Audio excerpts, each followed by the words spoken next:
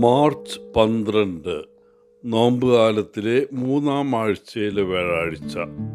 ലൂക്ക 11:14 മുതൽ 23 വരെ വാക്യങ്ങൾ.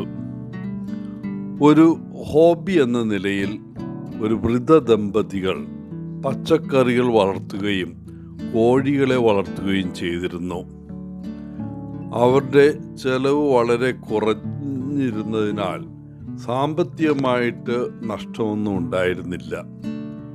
എന്നിരുന്നാലും ആരെങ്കിലും അവരുടെ അടുക്കൽ വന്ന് പുതിയ പച്ചക്കറികളോ മുട്ടകളോ വാങ്ങാൻ എത്തുമ്പോൾ ദമ്പതികൾ എപ്പോഴും മുഴുവൻ വിപണി വിലയും ഈടാക്കി.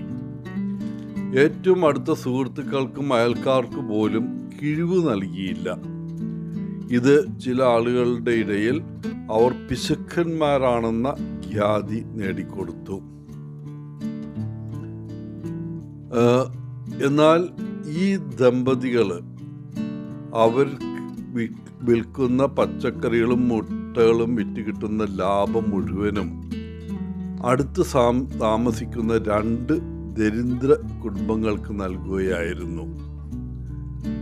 പലപ്പോഴും മറ്റുള്ളവരുടെ പ്രവർത്തനങ്ങളുടെയും ഉദ്ദേശ്യങ്ങളെയും കുറിച്ച് നമ്മൾ എടുത്തു ചാടി ചില നിഗമനങ്ങളിൽ എത്താറുണ്ട്. ഇന്നത്തെ സുവിശേഷം ആരംഭിക്കുന്നത് യേശു ഊമനായ ഒരു മനുഷ്യനെ അവനിലുള്ള ഭൂതത്തെ പുറത്താക്കുന്നതിലൂടെയാണ്. സ്വാഭാവികമായും യേശുവിൻ്റെ രോഗശാന്തി ശക്തിയിൽ ജനക്കൂട്ടം അത്ഭുതപ്പെട്ടു. എന്നാൽ ഭൂതങ്ങളുടെ രാജകുമാരനായ ബീൽസെബൂബിന്റെ ശക്തിയാലാണ് യേശുവിനിത് ചെയ്യാൻ കഴിയുന്നത് എന്ന് അദ്ദേഹത്തിൻ്റെ ചില വിമർശകർ വിശ്വസിച്ചു. ഫരിസേയർ യേശുവിന് ഒരവസരവും നൽകിയില്ല എന്നത് വളരെ സങ്കടകരമാണ്. തുടക്കം മുതൽ തന്നെ അവർ യേശുവിനെ തള്ളി പറഞ്ഞു. ഒരുപക്ഷെ അവർ അവനെ ഭയപ്പെട്ടു. അതോ യേശു ബീൽസെബൂബുമായി സഖ്യത്തിലാണെന്ന് അവർ ശരിക്കും വിശ്വസിച്ചിരുന്നോ? അതോ ജനങ്ങൾക്കിടയിലുള്ള അവൻ്റെ ജനപ്രീതിയിൽ അവർ അസൂയപ്പെടുകയും അവരുടെ മാർഗത്തിലൂടെ അവനെ നശിപ്പിക്കാൻ ശ്രമിക്കുകയും ചെയ്തതാണോ?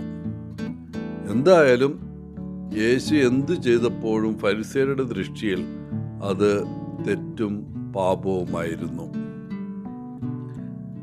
ഇന്നത്തെ വായനകൾ നമ്മുടെ ജീവിതത്തിൽ ദൈവം നമ്മോട് സംസാരിക്കുന്നത് ശ്രദ്ധാപൂർവം കേൾക്കാൻ നമ്മെ പ്രേരിപ്പിക്കുന്നു.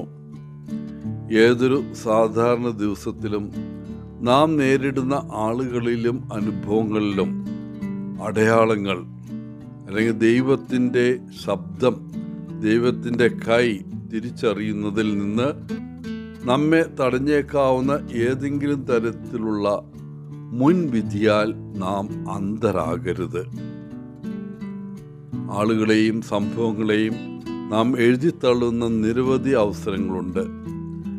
ദൈവം മറ്റുള്ളവരിലൂടെ നമുക്ക് പ്രധാനപ്പെട്ട എന്തെങ്കിലും പറയുന്നുണ്ടെന്ന് മനസ്സിലാക്കാൻ നാം ചിലപ്പോൾ പരാജയപ്പെടുന്നു. ആളുകൾ വിശുദ്ധന്മാരോ പാപികളോ ആകാം, അത് പ്രശ്നമല്ല. നമ്മിലേക്ക് എത്തിച്ചേരാൻ ദൈവത്തിന് ഏത് ചാനൽ വേണമെങ്കിലും ഉപയോഗിക്കാം. പ്രിയപ്പെട്ടവരെ, ഇന്ന് നമുക്ക് പരസ്പരം പ്രാർത്ഥിക്കാമോ? മറ്റുള്ളവരെ കുറ്റപ്പെടുത്താതിരിക്കാൻ നമുക്ക് ഓരോരുത്തർക്കും ദൈവകൃപ നൽകണമെന്ന് അവിടത്തോട് അപേക്ഷിച്ചുകൊണ്ട് നമുക്ക് പ്രാർത്ഥനയിലൂടെ പരസ്പരം പിന്തുണയ്ക്കാം. എല്ലാവർക്കും നല്ലൊരു ദിനം ആശംസിച്ചുകൊണ്ട് ഒത്തിരി സ്നേഹത്തോടെ പോളച്ചൻ CSSR from Kerala.